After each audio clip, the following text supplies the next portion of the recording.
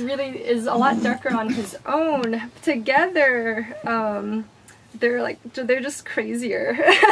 But I wanted to say a couple things about just Passageways, which is the annual anthology from Two Lines, and I mean, it has not only a section on Brazilian literature, but just this like wild variety of languages: Dutch, Romanian, Danish, French, Russian, Spanish, Catalan, Slovak, Vietnamese, which I was happy to see. It's my mother's native language, so I don't speak it as well as Portuguese, sadly. But and of course Portuguese. And one thing I really like about the anthology is that it offers the first page of the original. So similar experience to what we had tonight. So even if you don't speak Romanian or Danish, you get a chance to see what it looks like and maybe imagine what it might sound like. And some of these languages, I mean, they just look beautiful on the page, especially if you can't, you have no idea how to decipher them. so I think it's a publication, really for people who are interested in literature from around the world, but thinking about translation issues also. So yeah, and so I also just wanted to say I'm really happy to be here. I was born and raised in San Francisco, and I love Green Apple books. So buy your books in the bookstores and not on Amazon. That's my one propaganda moment.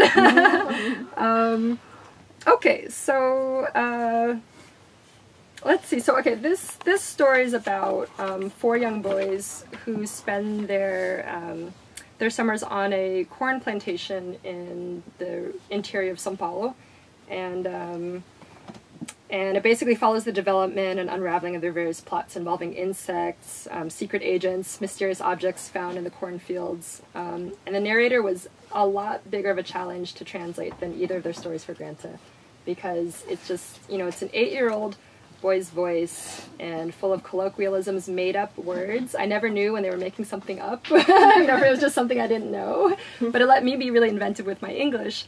And then it veers between that young boy's voice and a more literary kind of nostalgic tone. And one thing I thought was that, it recalls the kind of, uncanny yet comical maturity of the children in Wes Anderson's movies.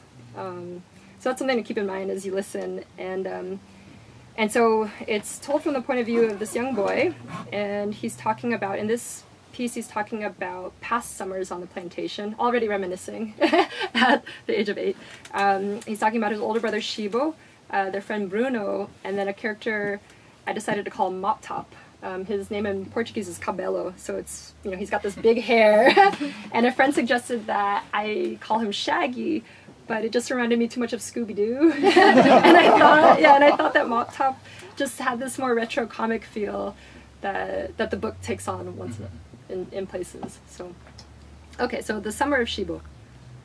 I remember the first time I saw the plantation.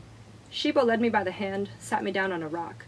He told me not to leave his sight or get my shorts dirty, and went with Bruno to the edge of the pond to bet on beetle races. The sun, high and draining, punished Mop Top, his nose all covered in sunscreen.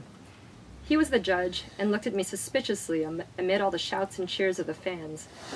As soon as the hardshells crossed the finish line, victory for Shibo under Bruno's jeers, Mop Top came and asked if I knew about soap bubbles. I shook my head, and he thought it was funny. Then he taught me his favorite silly face, your mouth a little more twisted, one eye rolled up like this, and in no time Mop Top and I had our own beetle, the fastest of all, who put every other bug on the cornfield to shame. With Bruno, it was different. He barely spoke to me at first, didn't really want me around, or he didn't really think I could understand what he was saying, so he kept quiet. Later it got better, but not by much. There were things he'd only say to Shibo, or in a loud voice as he was leaving, headed into the corn plants. Mop Top was also an odd man out, but honestly, he didn't care at all. He was too busy with our champion beetle. Mop Top was dedicated. He used to train Bob the beetle, babbling to it softly. He'd put the bug on top of his hand, hang onto a leg so it wouldn't escape, and start to hold forth. Blorsh, blah, blah, blorsh, blah, blah. That's in the original. He'd bring his face close to hear its response. Exactly. I don't know. How would you say? What was it? Blush, blah, blush, blah, blush. Things are international, right? Good translation. Exactly. He'd bring his face close to hear its response and answer, "Blarsh," as though he were teaching the beetle to enunciate syllables.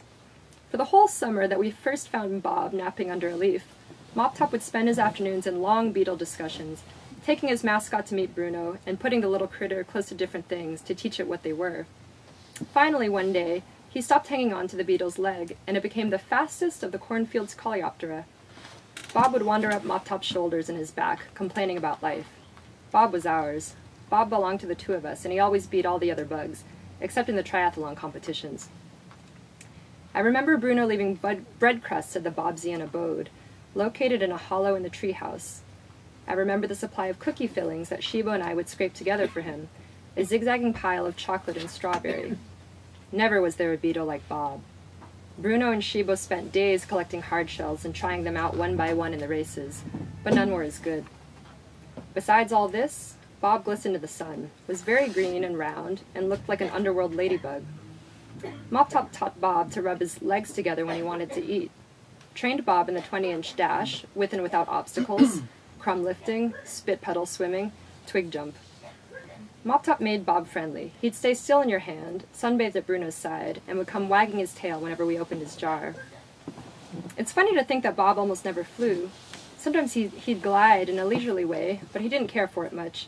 He preferred athletic training, or enjoying Mop Top's performance of the song "I'm a Little Rice Ball" before bedtime. And apparently it's a real song. Eu sou bolinho de arroz. I made up my own tune to it, though. When fully rested, our Bob could make the dash in 6.8 seconds, a time never before recorded in the entire history of the plantation. The other competitors would run in circles, burrow into the dirt, fly away, or arrive years later, lethargic and moldy smelling. Bob would cross the racecourse with flair, fluttering his wings for show, and swinging his majestic carapace back and forth. Mop Top would wait at the finish line with a towel, me with 5 different cheers, and we'd go on jumping and shouting while Bruno and Shibo glared at their own team, a pile of bugs with the same stony faces, summer after summer. After Bob died of coronary disease, or of indeterminate abdominal problems, he simply stopped and didn't move again. We dropped the races because they weren't fun anymore. We still kept trying to poke Bob with a twig, whisper "Blorsh, blobloff" in an impatient tone, arms wide open, but he'd gone to sleep. He was tired. As soon as Bruno confirmed the passing of our hard shell, comforting Mop Top with a pat on his shoulder, we observed a minute of silence. But Shiba didn't let anyone stay sad for long, and what followed was the grandest funeral ever seen this side of the red all-over tree. My brother gave a long speech, I wore my shorts inside out to look cleaned up, and Mop Top sang "I'm a Little Rice Ball" in a loud voice and without crying, mustering all the respect that only truly great personalities inspire. We raised the national flag and placed an inscription next to the tree where Bob was buried, inside an empty box of chocolates.